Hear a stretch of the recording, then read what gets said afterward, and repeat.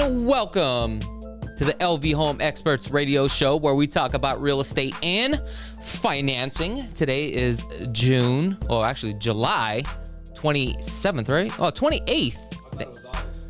27th, that's right. August.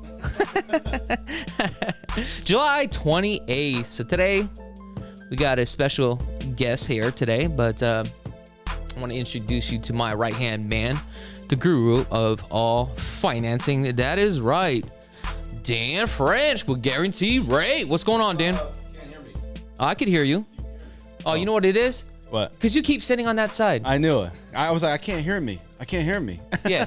I know. I was supposed to do the introduction first. I'm doing great. Thanks for having me on. Very, very appreciative and grateful, and got a full crew, good crew today. So good. So what's going on, man? I haven't seen you for probably about like a week or so, right? I think it's about a week. Yeah. I mean, we're just doing our thing, man. Doing closing loans. We got a lot of activity going on, and market still stays hot. You know, people are still trying to get loans, so we're doing good. Oh, that's good. That's good. Yeah. Anything else? No. Family? We do our thing. You know, we go out. We went out to eat. We went out to Rachel's Kitchen. Yeah. We're at the district. How was that? It was good. It was like crazy though, because everybody's sitting outside. Not everybody, but we wanted to sit outside because we wanted to experience it. But it's like 110. Mm-hmm. So I started doing like a survey. Everybody was walking by. I was like, well, let me see how many people are sweating as they go by, right? Yeah. And so I would say like 90% had sweat coming off their forehead, but they were still trooping along. Mm-hmm. So I was like, hey man, there's a lot of soldiers out here. So I said, I'm going to sit outside. So sat outside. It was a good environment, and highly recommend going to Rachel's Kitchen. It's a healthy place to eat. So today we got a very special guest, first time on our video podcast, and a new member of the team. I think one of the newest members of the team. I think so, right? The newest member of the team? I wouldn't say the newest, but he's right there. He's right there. So let me do the special announcement. Look at him. Here he is. Zachary Martinez, the man himself. I definitely love the mustache there. Can you hear me? Oh yeah, we can hear you. There you go. There we go. Yeah, you know, it's a new look. I actually kind of like it. It's like a stud look. I feel like it's kind of in now, you know? Yeah. Maybe I should grow one too. You go back 20 years, it was all about like the goatee or the beard. Yeah. And I think the beard's still there, but it seemed like mustaches, it's like a cycle. They're coming back, right? Yeah, 100%. It's weird. You know, it's funny. I've been, having people tell me I should grow out the handlebars. I'm like, I don't know if I'm ready for all that. And then you're going to twist it up? I don't know. I don't know if I'm fancy enough for that. Is it thick enough to do it? You know what I'm saying? Because you have to have a pretty thick full of hair, right? I think so. I don't know how that works. I mean, I've never had just a mustache before, so it's I don't know, man. Enough facial hair talk, right? Well, when did you actually join the team, man? Has it been like a month or 2 months? Oh no, it's been a few months. I think since April, actually. Sorry, I mean, obviously I'm not that dialed in. Has it been since April? No way. Like late April. Yeah. Oh, has it really? I know it was like before my birthday. My birthday's May 6th. Mm-hmm. Yeah, so it was like right before then. So how is it being on the Krulsawat group team? It's amazing. Mm-hmm. Honestly, everything about it's awesome. If you're not in a team, you're missing out. And we actually paid him for that. Call now. That's right. That's a sponsor. That's right. So if you guys want to call live into the show, go ahead and dial 702-409-4495.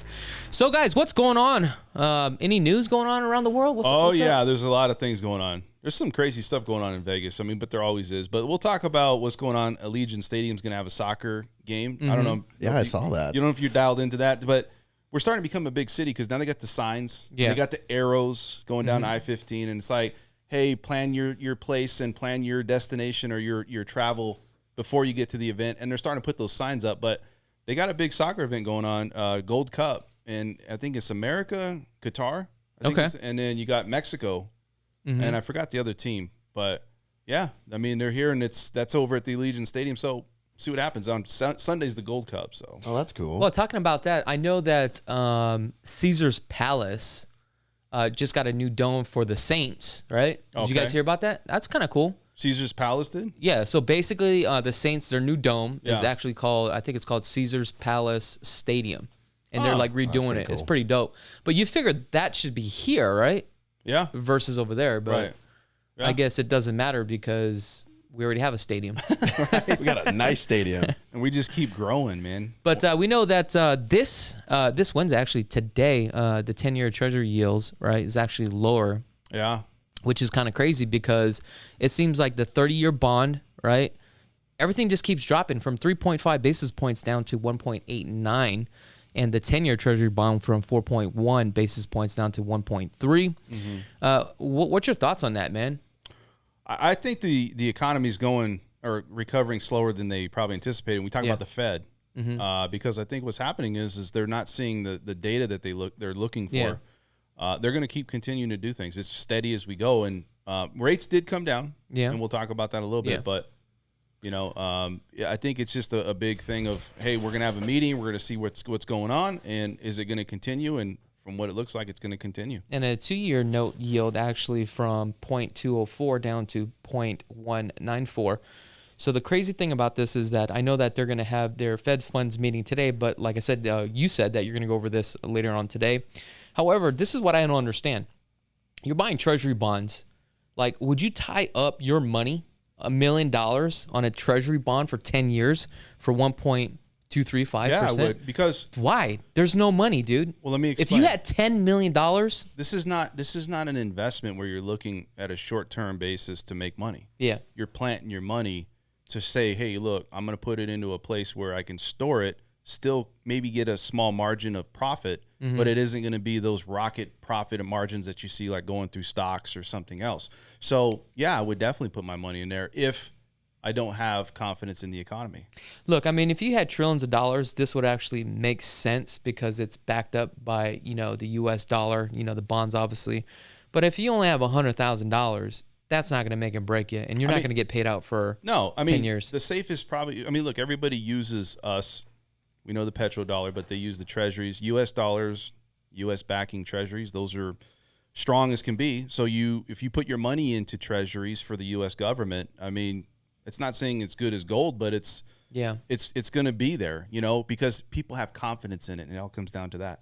So, Zach, the question is, if you had $100,000 right now, would you invest in a 10-year Treasury bond, all right, at 1.2%, or on a 30-year Treasury bond for 1.89%?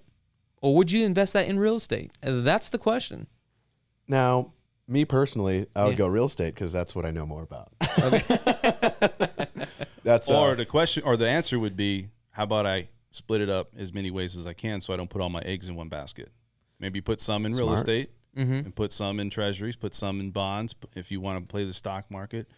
This only affects you if you got big money. Even $10 million, 100%. This is nothing. We're talking about hedge funds or, private companies that have trillions of dollars. Then this makes sense. I'm going to throw $100 in the 10-year treasury note. That's what I'm $100. $100, man. I'm going to get a huge return. Check this out. We have a 10-year bond that's already matured. Yeah. And it was like a $500 bond. And I think it only paid out like $558. It was nothing. So it's a small profit. But have you seen those little bonds? They're actually pretty cool, dude. You can actually go get one.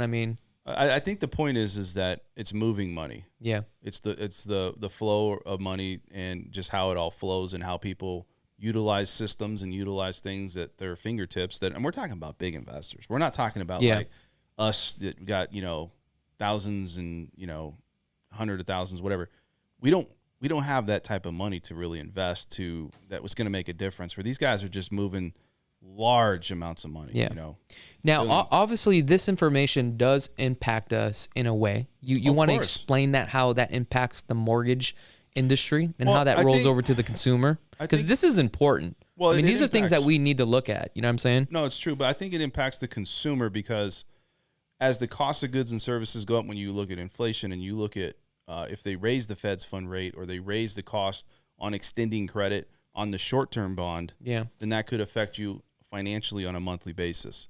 And that's how it affects consumers at the street level, because it could affect your cost and if you're making a set income and let's say groceries go up, gas goes up, things go up, obviously that's going to affect you, right? Well, there's an origin of where that got started. Yeah. And I think that's where people don't see it happening.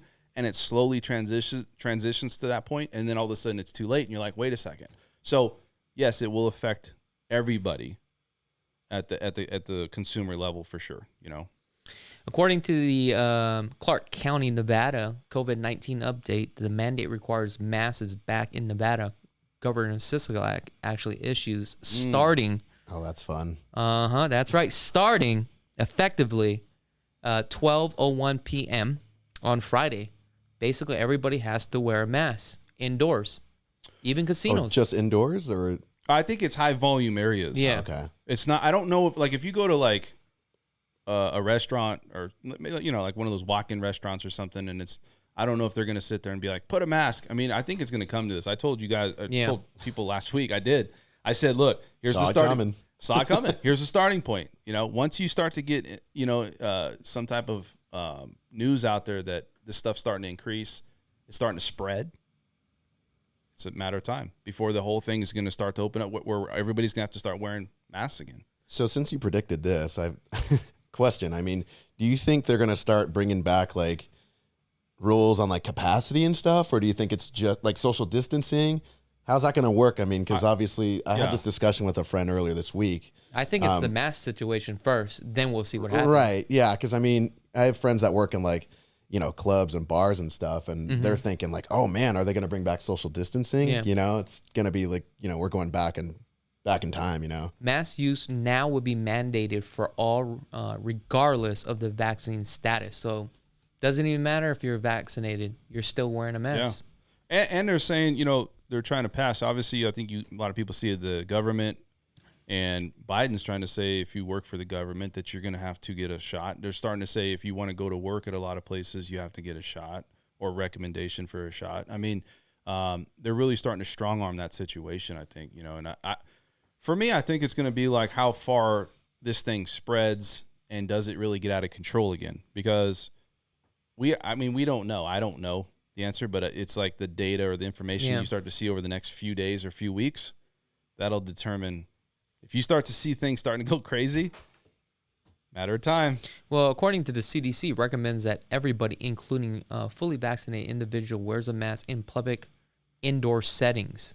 So maybe it's just the indoors, right? Yeah, outdoors. It's high volume indoor places at this time. So that's what it sounds like. Right. And I think what's going to happen is we're going to see if it progresses.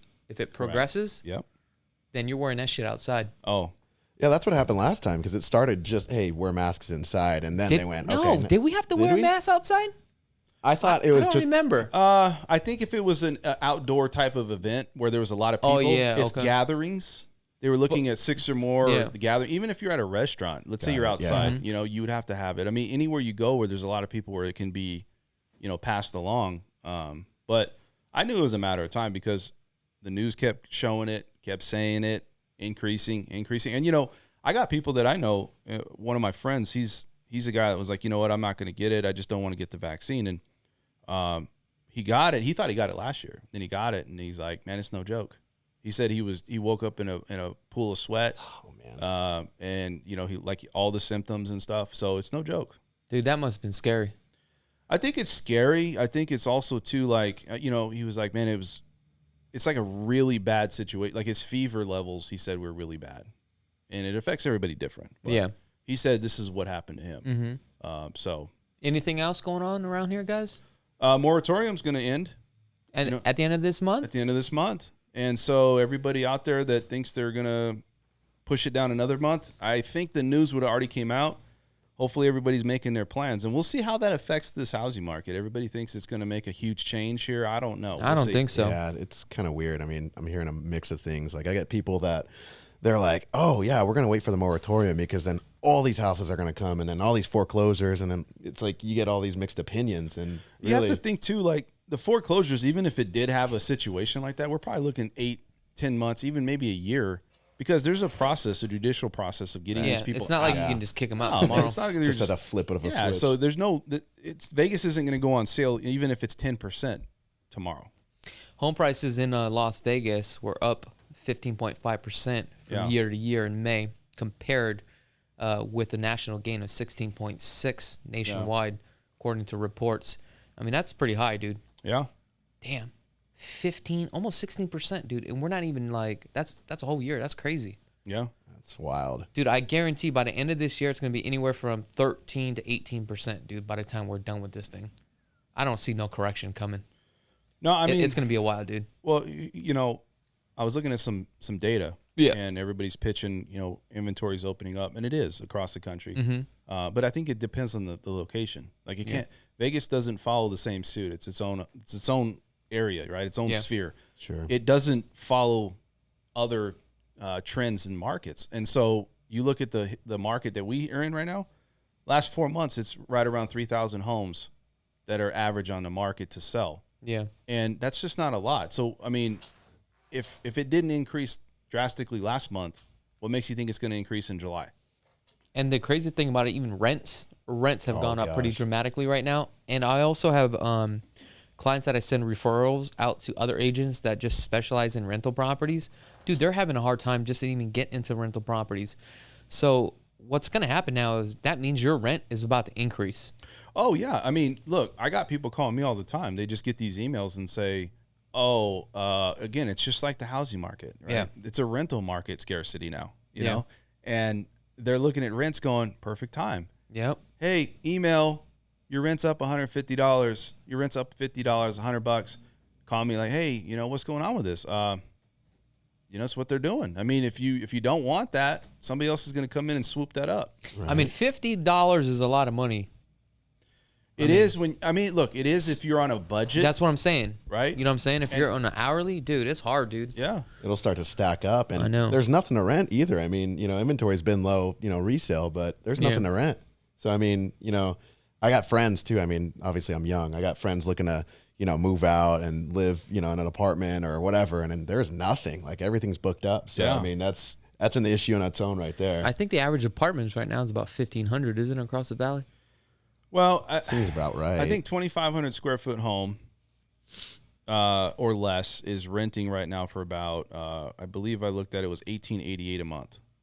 For a apartment? No, for an average for a 3,000 square foot home or less. Okay. So on a single family residence. Apartment, I don't know. I mean, apartment's obviously going to be less. Yeah, I think apartment's 1,500. Yeah. But a lot of these apartments now, you'll get more of a luxury style. Yeah. Where you'll get Wi-Fi and all that stuff. But I don't know, man. That's kind of pricey, man. 1,500. I think like they want you to do lifetime renters. Yeah. A lot of these, like I've been saying this too, you got a lot of these big investors coming in, Blackstone and buying all these properties.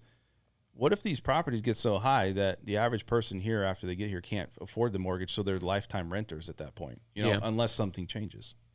So that's something to think about. Maybe these investors want to have people rent those properties, and because they're obviously not going to buy them and flip them. Mm-hmm. I can't see how they're going to make a huge profit. Right? Dude, you know what's crazy is you guys feel like the market is starting to slow down on the lower end?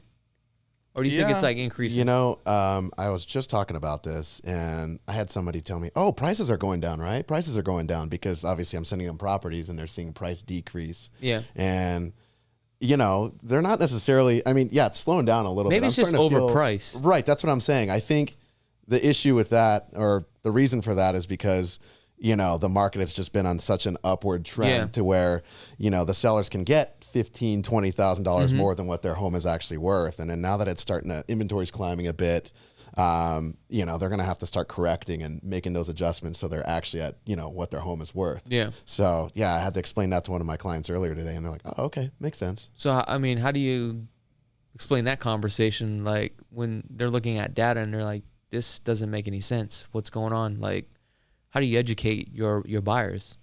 You just tell them, hey, man, this is how it is. You got to believe me. Here's the numbers. Just look at it. Ask me. So how does that work when they're coming to you and they're like, dude, is the market tanking? I want to write a offer for lower. I mean, what do you tell them? Well, I mean, you got to, and I tell all my people this, I mean, it's still really, really active market. I mean, it's still super competitive. I mean, I'm working with a couple of VA buyers right now where we're probably like on our 7th or 8th offer. And then good luck. No, I'm going to lock them in today. I know you're going to lock them in. The reason why I'm saying good luck is because FHA buyers are like less than 4% of today's market. And it's like the hardest, I'm telling you, hardest to get under contract. Even FHA, I got a listing right now and I get calls all day long from FHA buyers, and I'm like, I don't even want to deal with it. You know what I'm saying? Yeah. I would rather go conventional. But I know how you feel because I was in that situation, and I know Joey. I think he had to write 18 offers on a VA buyer on his last deal. So he literally was making like $8 an hour. That's like crazy. But VA buyers, they're like the easiest buyers to close, though, dude. Like when it comes to the financing part, they're pretty solid, dude. Yeah, you know what? I mean, it's not just the buyers. I think it's the guidelines are a little bit more lenient. You know, they're not so restrictive. I think a lot of people are just scared of it. And the reason why agents are scared of it is because they have this impression that because you're putting, you know, $1 down, whatever it is, you ain't got to put no money down and you're asking for closing costs. They think the vet is broke. But there's a lot of times where they actually have money they can pay their own closing costs. Well, I think too, I mean, in you know, you're right. I mean, yeah, that's part of it. I think the other part is the appraisal, right? And especially in this market, yeah, people are like, well, it's a VA appraiser, yeah, and so they take 2 weeks or 3 weeks. So right there, we're way behind schedule. Yeah. When it comes down to the lender, right? So why does it take 2-3 weeks? Well, that's what they think. It doesn't. It does take a while, and here's why. Because there's only certain appraisers that specializes in VA financing out here, and there's not that many. Yeah. There's more conventional FHA appraisers out there, so they're able to appraise a home a lot quicker. So that's the issue that you're going to run into, and that's the reason why it does take a little bit longer versus like the, you know, FHA or conventional buyer appraisers. So I mean, you have to take this too, is that they're held accountable too. To a higher standard, actually. Well, believe it or not, the VA departments, it's its own animal. Like they just kind of follow whatever rules they want. They work for the VA department. Where, let's say if it's a conventional buyer or an FHA buyer, I would be able to. I can't talk to them, but we have the ability to say, you know what, they're on a panel list or they're part of a rotation. We can hold them accountable a little bit better, and I think that's where it's at. But I think you're right. Misconception is VA buyers are not as good when they're just as good. It's just, I think there's a misconception on the appraisal part of it. Plus in this market, you go back and say, hey, you know what? I want you to drop the price or, you know, whatever it is. Who's to say that they're going to work with that, you know? Yeah. So that's something else too. So Zach, I want to go back to your VA buyer. So when did you start working with this guy, or is it a lady? It's a couple. Okay. So it's the guy, he's the veteran, and then they're just going at it together. But it's been 2.5 weeks, 3 weeks. Okay. So you already wrote how many offers? Oh, man. So we started like going hard with the offers probably like last week. It took a couple weeks. You know, they wanted to kind of feel it out. Kind of get it acclimated or something? Yeah. So, I mean, it took, within the past 2 weeks, we've probably written like 8 offers or something like that. And what's the price point on that you're looking at? They're trying to stay under 350. So that's gotta be hard for you, bro. Yeah. So not only, you know, having to deal with, you know, the whole VA loan, but that price point alone, I mean, even if conventional, I mean, it's just so competitive, but yeah, it's been tough. You know, we're targeting, like, of course, like they're getting all these new listings and stuff. And then, you know, we're trying to be proactive now, and I'm like, okay, let's look and see at these listings that are staying on the market a bit longer that don't have any offers. I was like, let's go after those. And are you asking for closing costs? Oh, no. So like you guys were talking about earlier, I mean, he's just utilizing his VA loan because he doesn't have to put anything down. He's got money for closing costs, and we're actually offering to pay above appraised value too. Wow. Yeah. So, I mean, it's just the fact that he's not putting anything down for down payment allows him, you know, to utilize that funds. Which is great. Yeah. So it's really good. I mean, we've had some success. We're getting better. I mean, we're getting closer and closer, of course, but that only counts in horseshoe. But yeah. I mean, they're pretty good. I mean, earlier today we showed a property, and I think we're going to get it locked in. So yeah, but I mean, it's an uphill fight, you know? Yeah. So how are you getting beat out? Is it the price or? You know, not exactly it could be a couple of things. I mean, there's still buyers out there. I mean, going back to what you were saying, to tell, hey, how am I going to explain this to my buyers? There's still a lot of, you know, cash buyers or people with a lot of money that could pay, you know, $10,000-$15,000 above appraised value. So that's kind of that. And it took a while for me to kind of, you know, train my buyers to get into that mindset that this is the type of market we're in. It's not greedy sellers. It's just we're competing against each other. Yeah, exactly. There's a lot of other buyers out there. Are they willing to waive their appraisal contingency? I explained that to them, but they don't exactly feel comfortable because some of these properties, it's like they know they can make up a bit of the difference, but you know, if they're 20,000 above, you know, overpriced, then they're not exactly comfortable with that yet. But Yeah. I mean, But if you know what the property's worth and what it will appraise at, and you're willing to pay $10,000 above the appraisal, then it shouldn't be a problem, right? right. Yeah. I mean, the property we did earlier today, I mean, this one was, oh man, it was really high.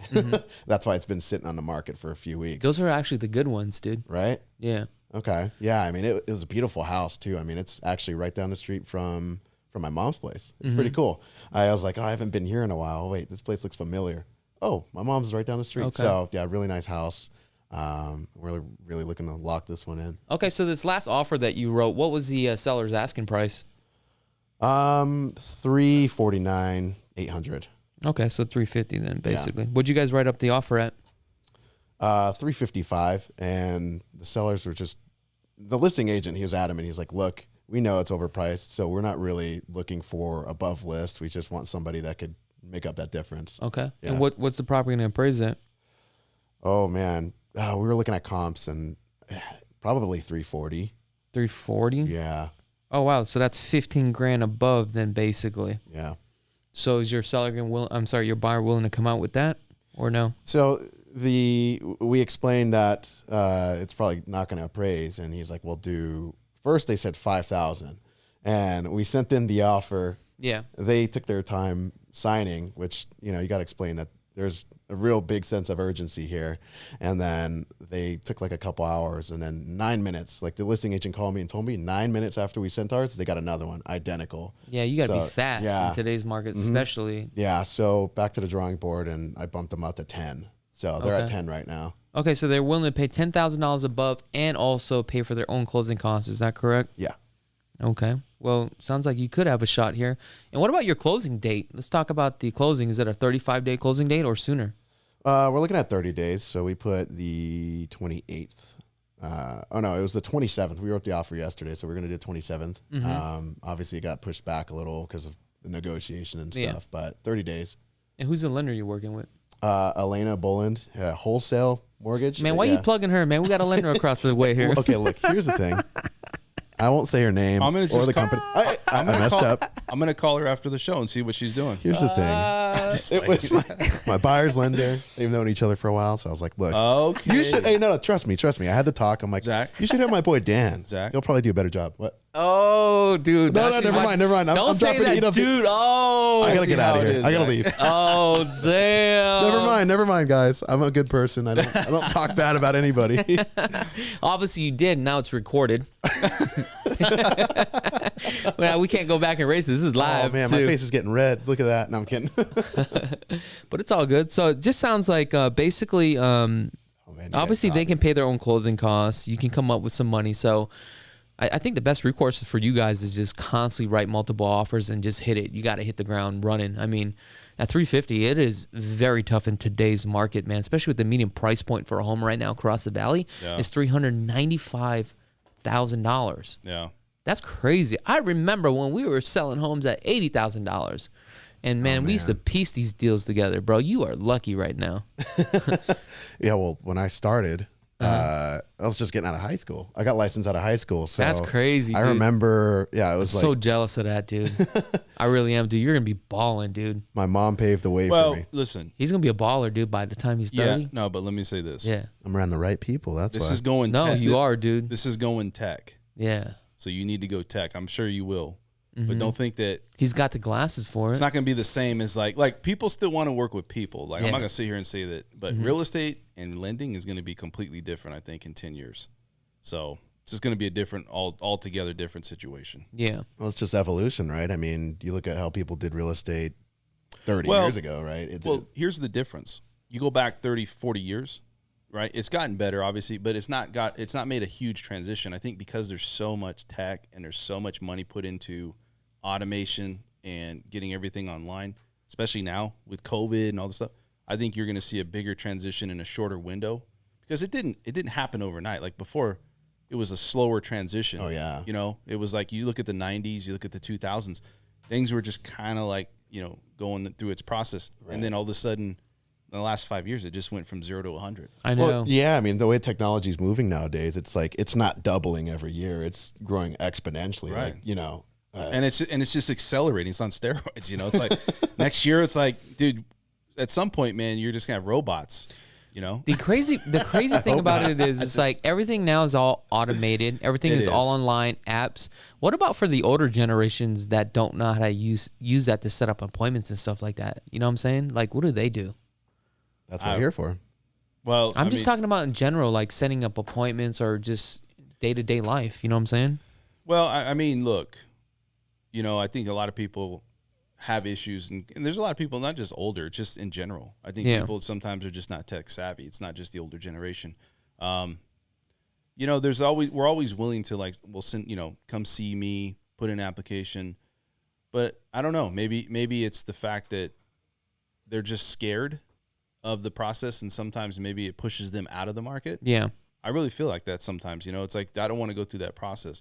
I mean, there's some people though that have money. They'll have somebody get it done, but I don't know. I mean, to me, I think it's getting to a point where either there's adapting going on or there's somebody to support it. Because if I have people when I'm doing refis and, older generations, not all of them, and there's some people in younger generations, but when you send an email to them, they don't know how to actually set up a username and password.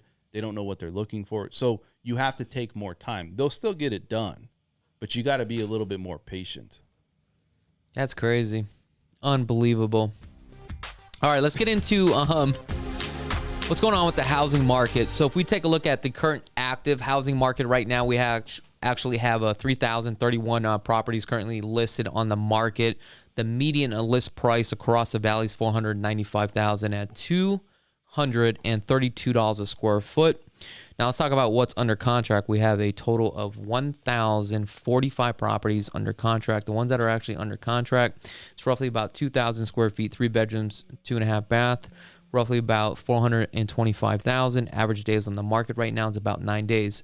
But let's take a look at the solds for the last 7 days. This is the most important thing. We talked about this. The median price point for a home in today's market is $395,000.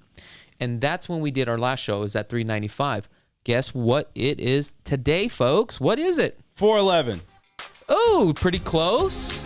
Zach, hit it. $415,000. $415,000, pretty close, but no. So today we are closing at $410,000. Believe it or not, $410,000. What do you get? 1,946 square feet, 3 bedrooms, 2.5 bath, 2-car garage. Right? Average days on the market.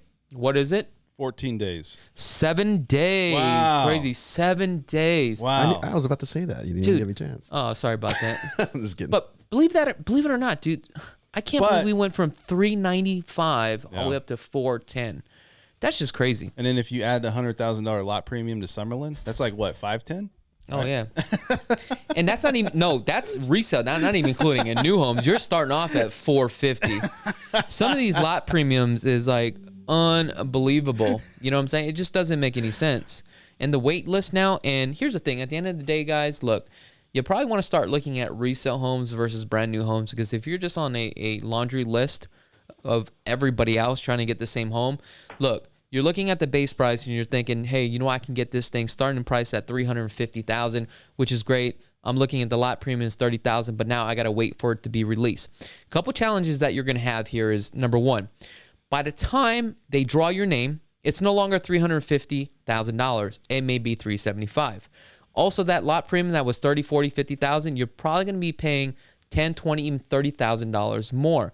So the price that you look at today, throw 20% on it, because that's what you're going to be paying. And that does not also include upgrades and options. I want to say something about that. Don't you think, well, I'm going to say don't you think, but you should know. Yeah. Builders are in it to make money, right? So where I'm going with this is you look at the cost, and this is strategically planned from the builder standpoint. Yeah. Because they're delaying processes of getting people into contract, and the amount of people that they get into contract. Yeah. And the time that they get into contract, because their costs were increasing or have been increasing. Who are they going to pass that cost to? Well, the reason why they are delaying the build, they don't want to put you under contract now at one price, but when they order lumber, they don't order it all at one time. Correct. by the time they order it, then they're going to lose money. So what they do is Correct. they'll build 4 or 5 homes, then they'll close. But here's the thing. I've closed a couple homes today. There's still materials that are still in back order. I'm talking about doors. I'm talking about windows. Yeah, but which is it totally strategically? I'm not saying that. I don't think it's not well. that stuff. It's strategically how they are.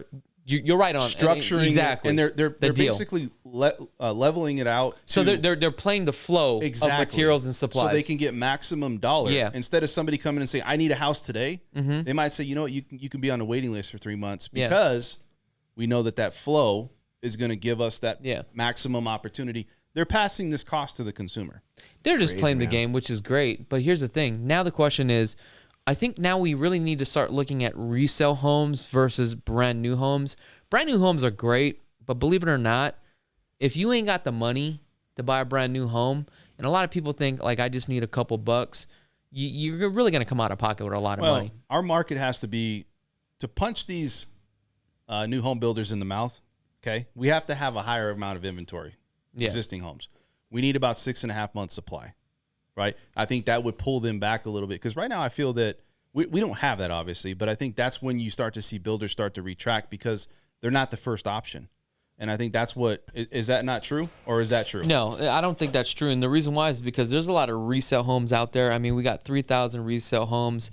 If we Is that enough though to make them feel it? You know what I mean? Well, here's the thing. The problem is it's the demand. It's really not the supply.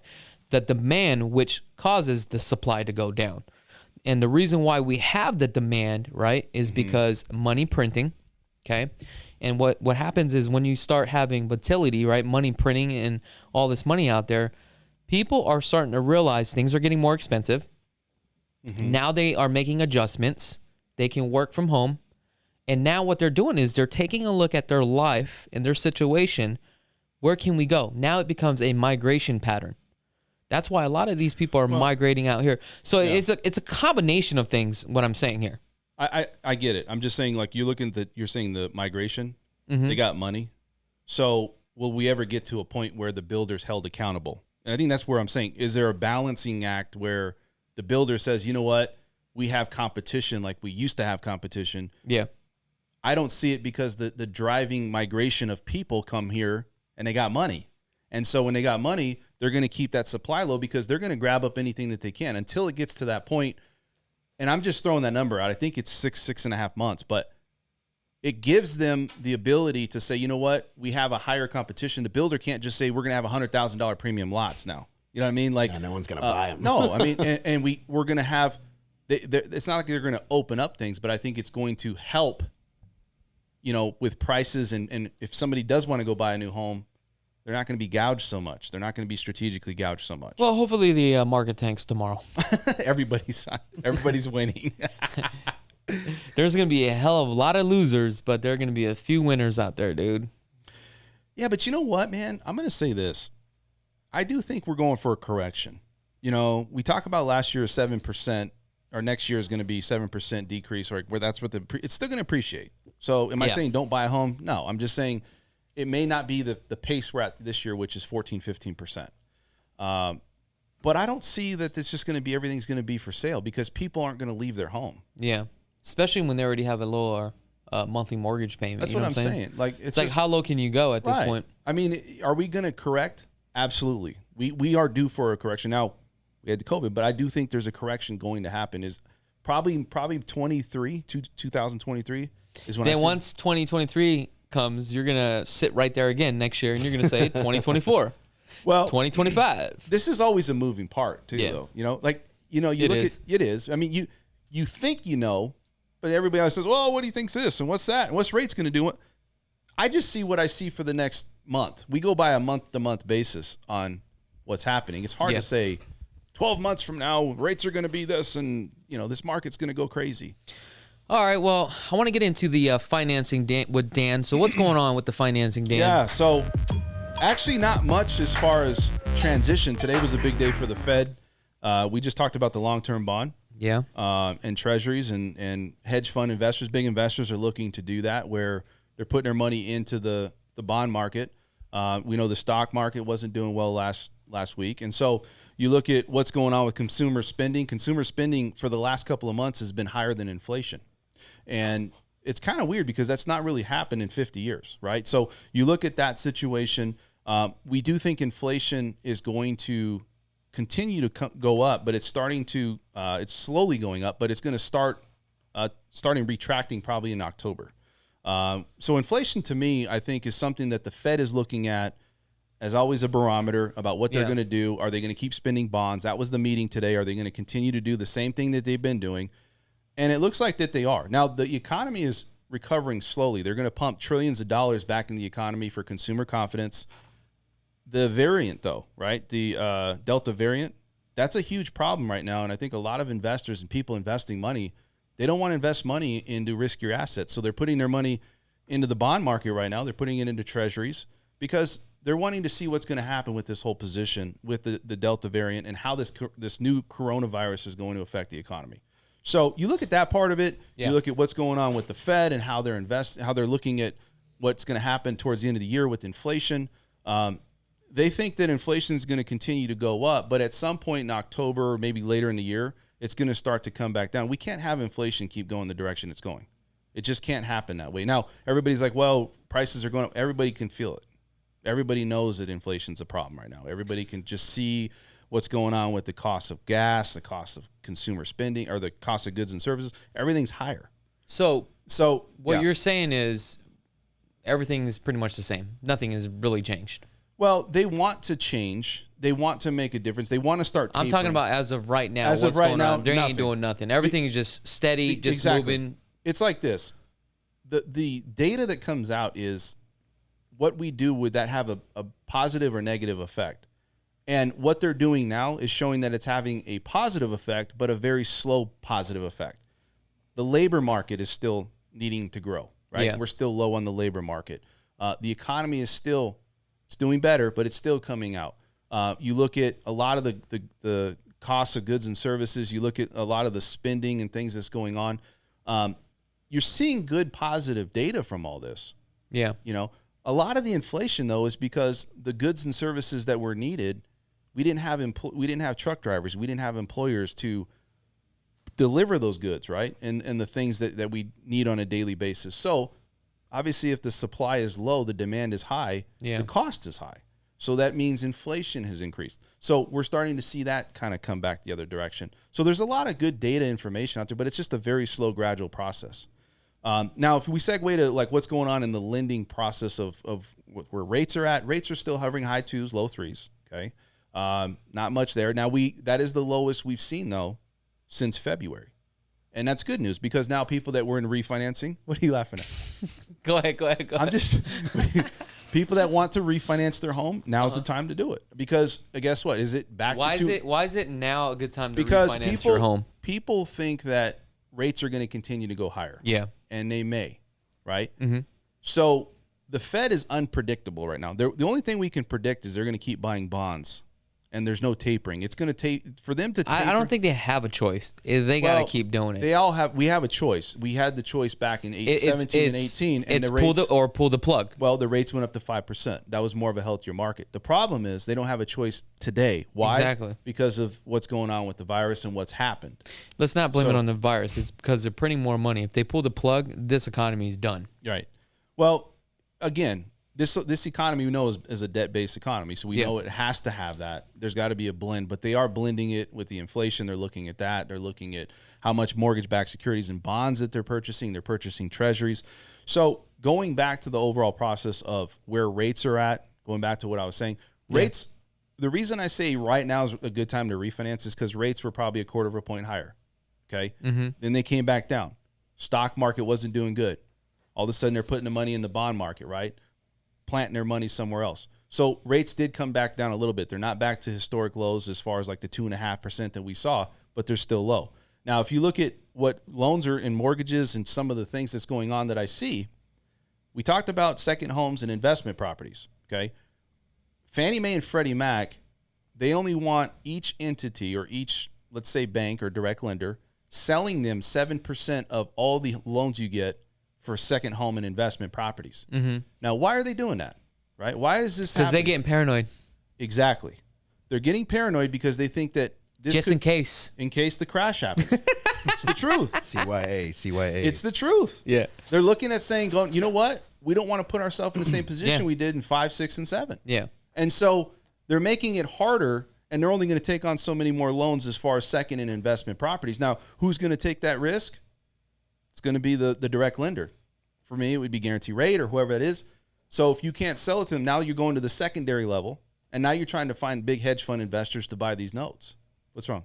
No, I'm just reading some comments, which I think is pretty hilarious, but we'll go over this in just a second. Yeah. Oh, God. So you're looking at all this data, though, but you're looking at what's going on. Now, jumbo loans, right?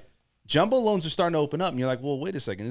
That's more of a riskier loan, right? So investors are starting to realize. It's not investors. Okay. When you talk about jumbo, that's a case-by-case, bank-by-bank situation. Yeah. They give out their own overlays. They give out their own programs. They're saying, well, you know what? We're going to follow suit with what Fannie Mae and Freddie Mac is. If they're doing the same thing. Yeah, see, and that's the thing. Now, before it was extra. I thought they were opening it up.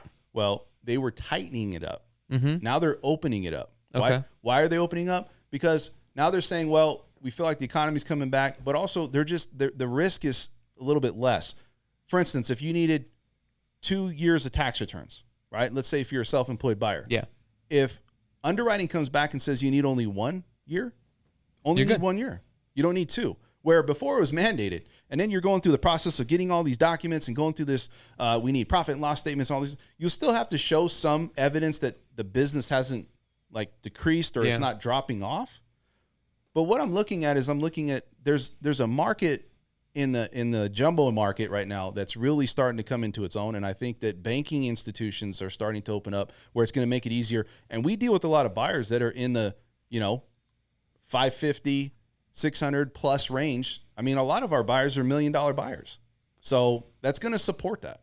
So let's talk about that loan program. Any update from last week? And elaborate on that loan program a little bit. Yeah, I got no news on it yet. I haven't heard any news. What was the name of it? I forgot. It was a program that the Fed was putting out.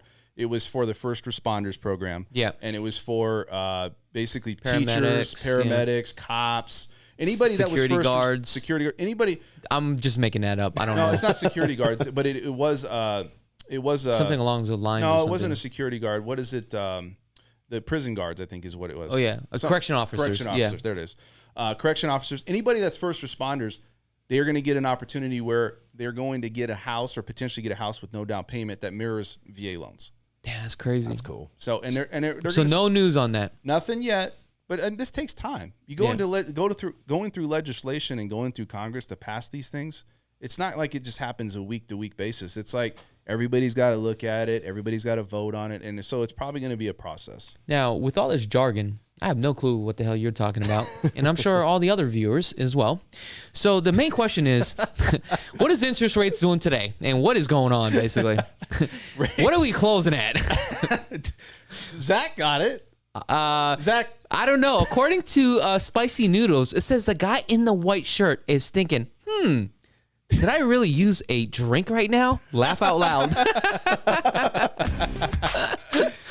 Yeah. You got it. I'll be right back, guys. Do you remember it? Do you know what it is? What? What I said? Or did I lose you at hello? I think it was hello. I've been clocked out. He's doing one of these. I'm just nodding my head, Yeah. So basically all you're saying is the feds, they didn't really do anything. All we're going to end up doing is printing more money, but at the end of the day, everything's stabilized. They're keeping it as neutral. Everything is pretty much the same. What I'm saying is until the next meeting. There's key points in here that people should pay attention to. Mm-hmm. Nobody's going to sit down and look at this stuff and be like, I'm going to just crunch numbers every day and look at this stuff. But these things will affect you if you take some of the nuggets that I'm giving you to take away. It will, but at the end of the day, right, nothing's moving. The pendulum has not moved. We're stabilized. We're still trooping forward. They can't do it just like you said. Exactly. So now people just want to know, what is the interest rate today that you lock somebody in at? I lock them in high 2s, low 3s, depending on program. Yeah. Obviously. Yeah. I mean, I'm not going to say you're going to get an investment property for a 2.75 rate. Oh, if you did, I'd kick you in the balls right now. In the balls. Because I think you racked me for 5.8. Yeah. Didn't you rack me for like 5.2 Oh, yeah, or something? I did. I forgot about that. Yeah. Anyway, next subject, guys. Now, this was years ago. So rates were a little bit higher. So, and it wouldn't make no sense anymore to refinance it anyway. You know what I'm saying? Yeah. Because it would cost me like $5,000 to refinance it. and I'd probably save $100, but then it's like I have to hold on to that property for so many more months. I mean, years just to get that back. Oh, from Spicy Noodles, $9.99. Here's a donation for reading the comments. Ha ha ha. I really enjoyed the show. Thank you so much. I really do appreciate that. Look at that. That was a good one. Spicy noodles. Spicy noodles. That just makes me Is that hungry. who said I needed a drink? They must be Asian. There's Spicy not any I kind of noodles like that. Oh, that'd be a cool shirt. Spicy Noodles, right? Yeah. There's not any noodles or any starch that I don't like. There's like I can eat anything. I can Dan tell. French, the noodle man. The noodle man. The noodle man. The Noodle Man. I like Frenchie. French Frenchie. toast. He's like the Frenchie. that. You have like a million names. Honestly. I know. Hey, but you know what? I love my last name. Yeah, I always call him Danny. Danny. Like I'm his dad and shit. Yeah. Danny. Danny? Get over here, Danny. Well, did you always go by Dan, Danny, or Daniel? Dude, everybody I got people actually. Yeah. You should just call me what's up French. Oh, really? That's it. What Some up, people French? call me Dan. Some people call me Danny. But you know, like when I played basketball in high school or I played like sports and stuff, they just call me French. That's kind of cool though. French. Who, do you know, who else do you know that's a French? Obviously, other than Nobody. family. That's why I love it. Right. It's cool. That's my branding right there. There you go. My unique seller. You guys have any final words before we let the viewers go? Do we have any questions for the viewers? We have tons of questions. Oh, that's a good idea. Let's take a look. Well, I mean, we have some questions. Here's the thing. I want to cut this show short. We ain't going to have time for some questions just due to the fact that All right. we're running a little bit late. So I just want to finish up on this show. But do you have any concerns or anything that you want to bring to everybody's attention, Dan? That No, I think everything's, you know, people think that there's opportunity in this market. There is, but it's not. There's no change really. You Yeah. know, I don't see much change. well, other than the price going up. I mean, that's going to consistently go up, unfortunately. What about you, Zach? Anything? Yeah, man. Keep buying. If you need to sell your house, sell your house. We need inventory. Yeah. Call now. Call keep right on. now. And if you need a loan, call Dan. right. Nobody else. All right, guys. Thank you so much for tuning into the LV Home Experts Radio Show, where we talk about real estate and financing every Wednesday at 5 p.m. Pacific Standard Time. If you guys haven't had a chance to subscribe to this channel, go ahead and stop what you're doing. Hit that subscribe button. Hit that notification button. Also give us a thumbs up. Other than that, until next time.